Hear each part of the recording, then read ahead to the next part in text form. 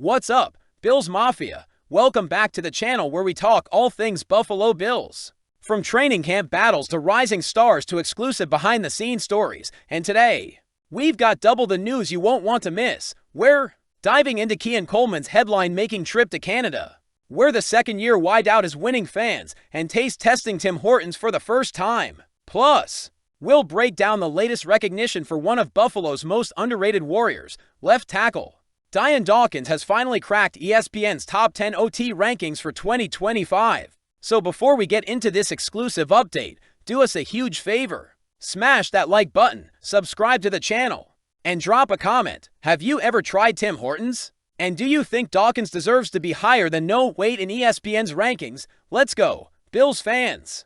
Kian Coleman has been busy this offseason, not just grinding on the field, but also representing the Buffalo Bills north of the border. As part of an NFL Canada promotion, Coleman recently took a trip to Hamilton, Ontario, where he did more than just show face. He connected. This wasn't your average publicity stunt. Kian ran a flag football event, spent quality time with young fans, and even visited the McMaster Children's Hospital, taking photos, signing memorabilia, and bringing smiles to kids.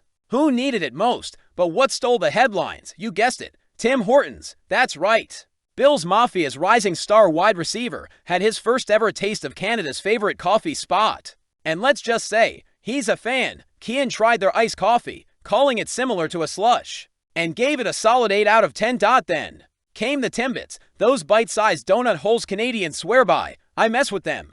Coleman said, I don't like chocolate though, but birthday cake and the regular. Fire. Look, we already knew Kian had good hands, but now we know he's got good taste too. But this trip was about more than just donuts. It was about building a brand, creating connections, and showing that Coleman is embracing the spotlight, not shying away from it. Let's not forget why this trip matters. Kian Coleman was drafted by Buffalo in the second round of the 2024 NFL Draft to be the guy. After an up-and-down rookie campaign, expectations are sky-high for year two. The Bills need someone to step up on the outside. With Stefon Diggs gone, it's wide open, and Coleman has the size, athleticism, and charisma to become WR1. But it won't happen just because he's a fan favorite or great with the media. He's got to back it up on the field, and from all reports out of OTA letters and early camp buzz, he's locked in. If Coleman can build chemistry with Josh Allen and show consistency at camp, watch out, he might go from fun-loving fan favorite to dominant defensive weapon real quick. Let's shift gears and talk about one of Buffalo's most consistent, tough nails performers, Dion Dawkins. After years of doing the dirty work in the trenches, Dawkins finally received national recognition, landing at no. 8 on ESPN's list of top 10 offensive tackles entering the 2025 season. And Bills Mafia, it's about time. Dawkins has been a pillar of this team since being drafted in 2017. He's played through pain, anchored the left side of the line, and protected Josh Allen's blind side like a bodyguard. Here's what ESPN insiders had to say. Just very steady, stayed healthy. Great leader, better football makeup than actual talent. One AFC exec said. Another scout added, he's physical and nasty. He just gets the job done consistently, and that's the perfect description. Dawkins isn't flashy, but he's relentless. His 7.4% pressure rate since 2020 ranks third best among left tackles. He's one of the reasons Allen has time to cook, and why Buffalo's run game keeps improving. At 31 years old, Dawkins has already been extended twice by Brandon Beane, and each time, he's lived up to the investment. This ranking solidifies what we in Buffalo already knew. He's elite. With longtime stars like Tyron Smith and Terron Armstead retiring, the new wave of dependable linemen is here, and Dawkins is leading it. His physicality, his leadership, and his sheer love for the game have made him a core part of Buffalo's Super Bowl push. Let's zoom out for a second. What do Kian Coleman and Dion Dawkins have in common? They represent two sides of the Bills' identity. Coleman is the future, young, explosive, exciting. Dawkins is the foundation, gritty, dependable, battle-tested. Together, they paint a picture of a team that's blending youth and experience, flash and toughness, raw talent and polished skill. And that balance might be exactly what Buffalo needs to finally push through the AFC wall. With Josh Allen at QB, Joe Brady calling plays, and both Coleman and Dawkins in place, the offense is shaping up to be dangerous. Bills Mafia, let's take a second and appreciate where this team is at right now. Kian Coleman is connecting with fans, building confidence, and embracing the pressure of becoming the next great Bills wideout. Dion Dawkins is finally getting his flowers for years of work in the trenches and helping anchor an offense that could make real noise in 20-5. And through it all, the front office continues to prioritize chemistry, value, and leadership.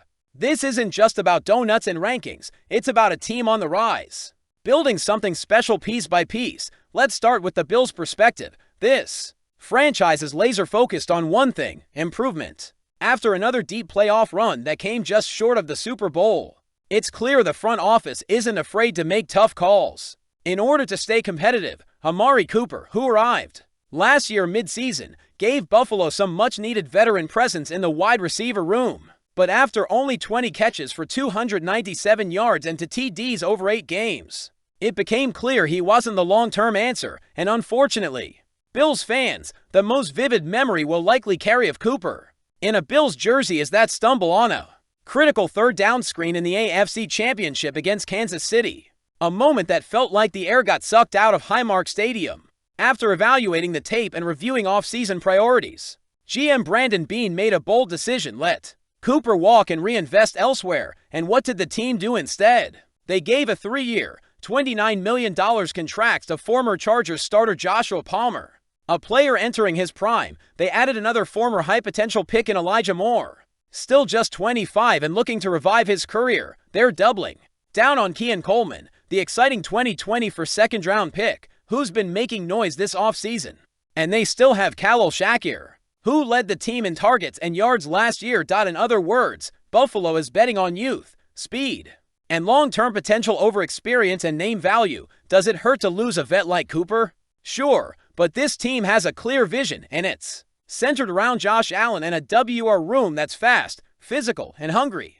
So what's next for Cooper? According to Bleacher Report's Mo Motone, the veteran receiver could soon find a new home, one with Super Bowl aspiration and a Hall of Fame caliber QB under center. Enter the Los Angeles Rams. The prediction that Cooper signs with the Rams during training camp to join a WR course featuring Puka Nacua and Davante Adams. Yes, you heard that right. That trio would instantly become one of the NFL's most dangerous. Here's the logic. Cooper is 31, coming off a down year. He likely won't break the bank, but he still offers veteran savvy and experience. The Rams are postseason contenders, and with Stafford at QB, they offer Cooper one last real shot at chasing a Super Bowl ring.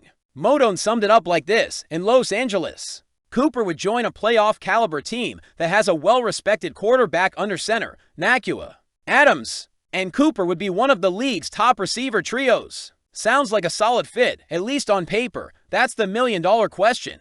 Amari Cooper has been one of the NFL's best route runners for over a decade. 5 Pro Bowl appearances for 1,000-yard seasons and nearly 700 career catches. But the 2020 season raised questions. Scouts noted a decline in separation ability.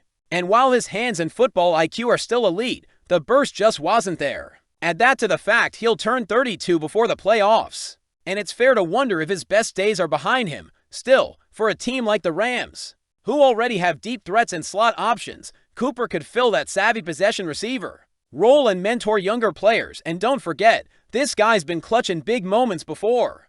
Okay, here's a wild thought. Imagine this: Cooper signs with the Rams. The Bills and LA both run the gauntlet, and we get Super Bowl 60. Bills versus Rams. Cooper facing his former team. Josh Allen versus Matthew Stafford. The Bills chasing their first ever ring, and Cooper chasing his first Super Bowl. Could it happen? It's a long shot, but don't count it out. At the end of the day, here's the truth: the Bills are not in rebuilding mode. They're in win now mode, but they're doing it smart. They're not just chasing names. They're building a team that's young, fast, and built for January football. Letting Amari Cooper walk wasn't an emotional decision. It was a business call. And Beane is betting that Palmer, Shakir, Coleman, and more give Josh Allen more options, more YAC, and more juice in 20-5. If Cooper balls out in LA, good for him. But Buffalo is focused on the bigger picture, and that's finally getting over the hump in the AFC. Now we want to hear from you. Have you tried Tim Hortons? What's your favorite Timbit flavor? Is Kian Coleman ready to be WR1 this year? And where would you rank Dion Dawkins among NFL tackles right now? Drop your thoughts in the comments and let's talk about it. And of course, don't forget to like this video, subscribe to the channel, and turn on that bell so you never miss a beat when it comes to your Buffalo Bills. Thanks for watching, Bills Mafia. Until next time, stay fired up and go Bills.